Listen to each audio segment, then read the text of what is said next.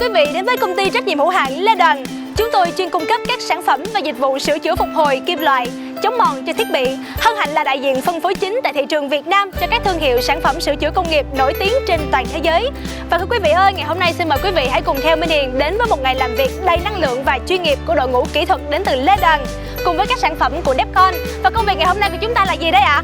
Đó chính là sửa chữa thiết bị chia nước. Nào, xin mời quý vị hãy cùng theo Minh Hiền nhé.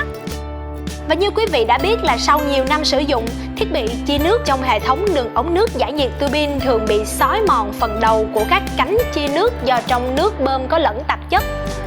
Minh Hiền xin phép được chia sẻ quy trình sửa chữa để quý anh bảo trì tham khảo như sau. Bước 1.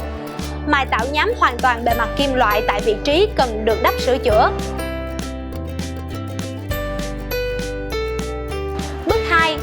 Triết phủ lớp Mattit lót SWA IRB161 để làm tăng độ bám dính cho lớp đắp tiếp theo.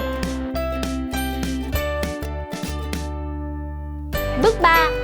Đắp Mattit chống mòn Defense Block IRB160 để điền đầy các rãnh khuyết và tạo lớp đắp dày khoảng từ 5 đến 10 mm để chống mòn và vừa để chịu va đập cho phần đầu cánh chia nước. Bước 4. Lớp đắp Defense Block có thể hơi bị gồ ghề, không phẳng nên chúng ta cần đắp thêm một lớp mỏng Mattit gốm IRB450 để tạo một bề mặt phẳng và chống xói mòn cho phần keo epoxy của Defense Block IRB160.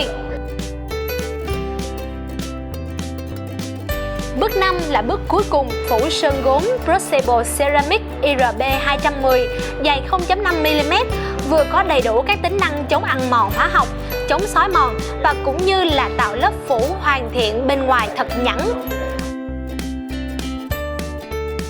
Và thưa quý vị, như vậy thì bước số 5 vừa rồi cũng đã kết thúc lại một ngày làm việc của công ty trách nhiệm hữu hạn Lê Đoàn cùng với hoạt động đó chính là sửa chữa thiết bị chia nước.